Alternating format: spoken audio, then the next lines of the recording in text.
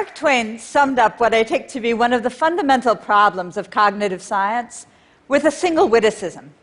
He said, "There's something fascinating about science. One gets such wholesale returns of conjecture out of such a trifling investment in fact." Twain meant it as a joke, of course, but he's right. There's something fascinating about science. From a few bones, we infer the existence of dinosaurs. From spectral lines, the composition of nebulae. From fruit flies, the mechanisms of heredity. And from reconstructed images of blood flowing through the brain, or in my case, from the behavior of very young children, we try to say something about the fundamental mechanisms of human cognition. In particular, in my lab in the Department of Brain and Cognitive Sciences at MIT, I have spent the past decade trying to understand the mystery of how children learn so much from so little so quickly. Because it turns out that the fascinating thing about science is also a fascinating thing about children, which, to put a gentler spin on Mark Twain, is precisely their ability to draw rich, abstract inferences rapidly and accurately from sparse, noisy data. I'm going to give you just two examples today. One is about a problem of generalization, and the other is about a problem of causal reasoning. And although I'm going to talk about work in my lab, this work is inspired by and indebted to a field. I'm grateful to mentors, colleagues, and collaborators around the world. Let me start with the problem of generalization. Generalizing from small samples of data is the bread and butter of science. We poll a tiny fraction of the electorate, and we predict the outcome of national elections. We see how a handful of patients responds to treatment in a clinical trial, and we bring drugs to a national market. But this only works if our sample is randomly drawn from the population. If our sample is cherry-picked in some way, say we poll only urban voters, or say in our clinical trial for treatments for heart disease, we include only men, the results may not generalize to the broader population. So scientists care whether evidence is randomly sampled or not, but what does that have to do with babies? Well, babies have to generalize from small samples of data all the time. They see a few rubber ducks and learn that they float, or a few balls and learn that they bounce, and they develop expectations about ducks and balls that they're going to extend to rubber ducks and balls for the rest of their lives. And the kinds of generalizations babies have to make about ducks and balls, they have to make about almost everything. Shoes and ships and sealing wax and cabbages and kings. So do babies care whether the tiny bit of evidence they see is plausibly representative of a larger population? Let's find out. I'm going to show you two movies, one from each of two conditions of an experiment. And because you're going to see just two movies, you're going to see just two babies. And any two babies differ from each other in innumerable ways. But these babies, of course, here stand in for groups of babies, and the differences you're going to see represent average group differences in babies' behavior across conditions. In each movie, you're going to see a baby doing maybe just exactly what you might expect a baby to do. And we can hardly make babies more magical than they already are. But to my mind, the magical thing, and what I want you to pay attention to, is the contrast between these two conditions. Because the only thing that differs between these two movies is the statistical evidence the babies are going to observe. We're going to show babies a box of blue and yellow balls, and my then graduate student, now colleague at Stanford, Yoan Guan, is going to pull 3 blue balls in a row out of this box. And when she pulls those balls out, she's going to squeeze them, and the balls are going to squeak. And if you're a baby, that's like a TED Talk. It doesn't get better than that.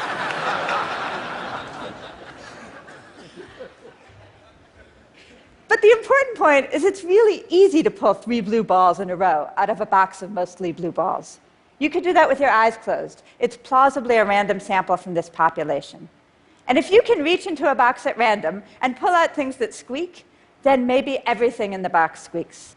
So maybe babies should expect those yellow balls to squeak as well. Now, those yellow balls have funny sticks on the end, so babies could do other things with them if they wanted to. They could pound them or whack them. But let's see what the baby does. See this? Did you see that? Cool. See this one? Wow. Told you. See this one? Hey, Clara. This one's for you. You can go ahead and play.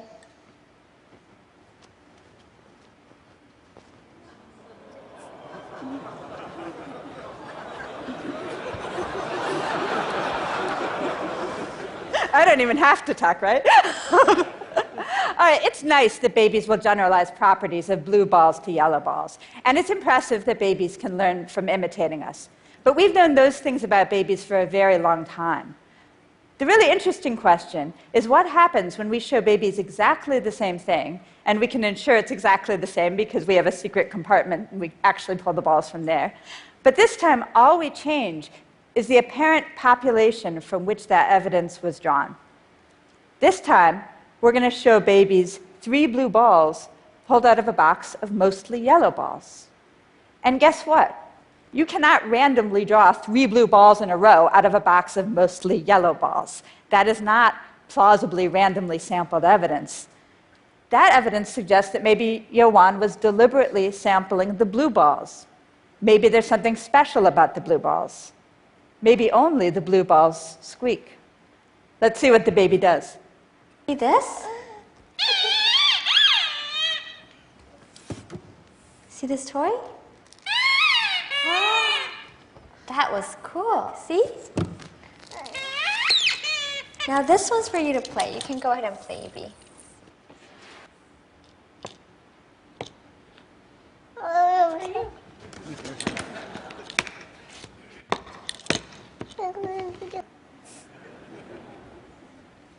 So you just saw 2 15-month-old babies do entirely different things based only on the probability of the sample they observed. Let me show you the experimental results. On the vertical axis, you'll see the percentage of babies who squeeze the ball in each condition. And as you'll see, babies are much more likely to generalize the evidence when it's plausibly representative of the population than when the evidence is clearly cherry-picked. And this leads to a fun prediction. Suppose you pulled just 1 blue ball out of the mostly yellow box. Now, you can't pull 3 blue balls in a row at random out of a yellow box, but you could randomly sample just 1 blue ball. That's not an improbable sample. And if you can reach into a box at random and pull out something that squeaks, maybe everything in the box squeaks. So even though babies are going to see much less evidence for squeaking and have many fewer actions to imitate in this 1-ball condition than in the condition you just saw, we predicted that babies themselves would squeeze more. And that's exactly what we found. So 15-month-old babies, in this respect, like scientists, care whether evidence is randomly sampled or not, and they use this to develop expectations about the world, what squeaks and what doesn't, what to explore and what to ignore. Let me show you another example now, this time about a problem of causal reasoning. And it starts with a problem of confounded evidence that all of us have, which is that we are part of the world. And this might not seem like a problem to you, but like most problems, it's only a problem when things go wrong. Take this baby, for instance. Things are going wrong for him. He would like to make this toy go, and he can't. I'll show you a few-second clip. No. And there's 2 possibilities, broadly. Maybe he's doing something wrong, or maybe there's something wrong with the toy. So in this next experiment, we're going to give babies just a tiny bit of statistical data supporting one hypothesis over the other, and we're going to see if babies can use that to make different decisions about what to do. Here's the setup. Yoan is going to try to make the toy go and succeed. I'm then going to try twice and fail both times. And then Yoan is going to try again and succeed. And this roughly sums up my relationship to my graduate students in technology across the board. But the important point here is it provides a little bit of evidence that the problem isn't with the toy, it's with the person. Some people can make this toy go, and some can't. Now, when the baby gets the toy, he's going to have a choice. His mom is right there, so he can go ahead and hand off the toy and change the person. But there's also going to be another toy at the end of that cloth, and he can pull the cloth towards him and change the toy. So let's see what the baby does. 2, 3, go! 1, 2, 3, go! Arthur, I'm going to try again. 1, 2, 3, go! Arthur, let me try again, okay? 1, 2, 3, go! Look at that! Remember these toys? See these toys? Yeah. I'm going to put this one over here, and I'm going to give this one to you. You can go ahead and play.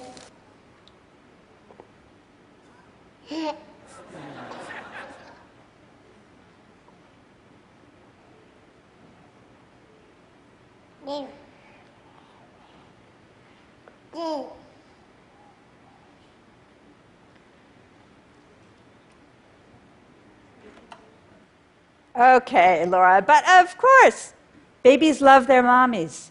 Of course, babies give toys to their mommies when they can't make them work. So again, the really important question is what happens when we change the statistical data ever so slightly? This time, babies are going to see the toy work and fail in exactly the same order, but we're changing the distribution of evidence. This time, Yoan is going to succeed once and fail once, and so am I. And this suggests it doesn't matter who tries this toy, the toy is broken. It doesn't work all the time. Again, the baby's going to have a choice. Her mom is right next to her, so she can change the person. And there's going to be another toy at the end of the cloth. Let's watch what she does. 2, 3, go! Let me try one more time, okay? 1, 2, 3, go! Let me try Clara. 1, 2, 3, go! Let me try again. 1, 2, 3, go! I'm going to put this one over here, and I'm going to give this one to you. You can go ahead and play.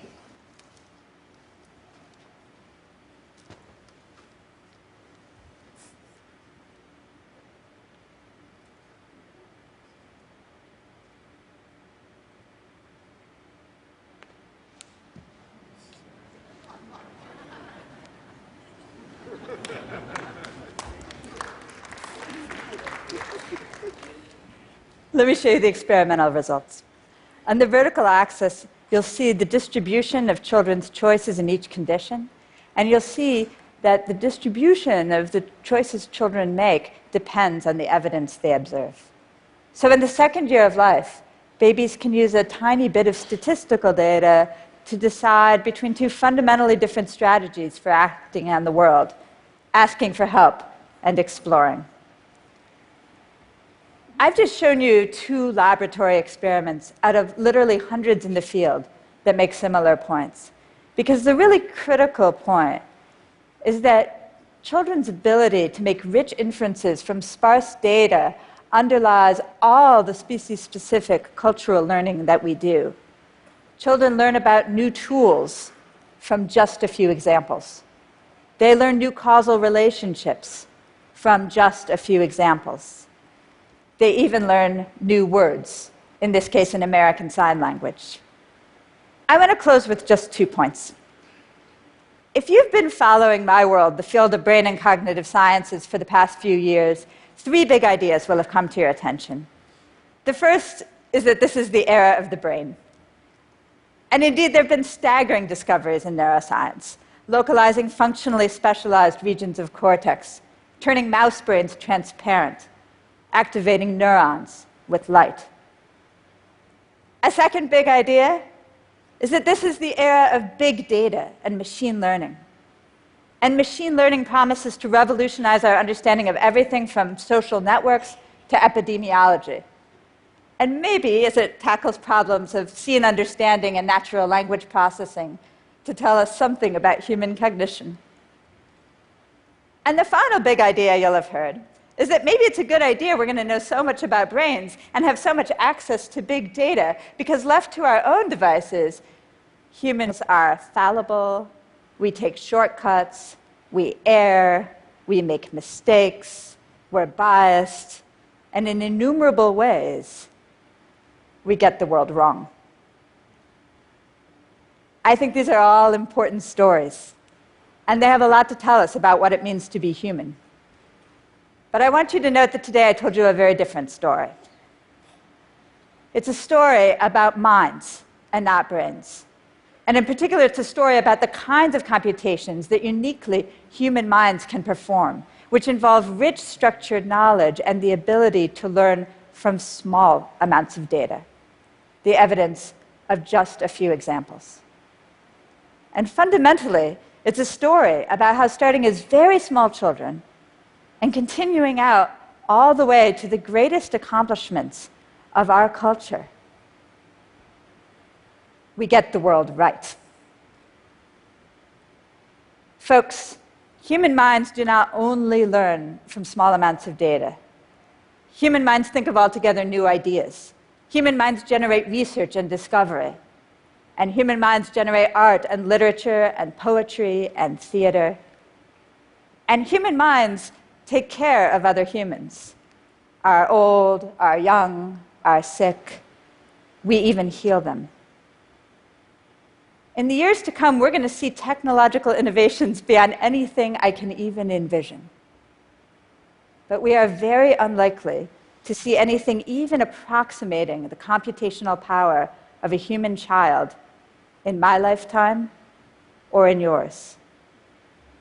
If we invest in these most powerful learners and their development, in babies and children, and mothers and fathers, and caregivers and teachers, the ways we invest in our other most powerful and elegant forms of technology, engineering, and design, we will not just be dreaming of a better future, we will be planning for one. Thank you very much.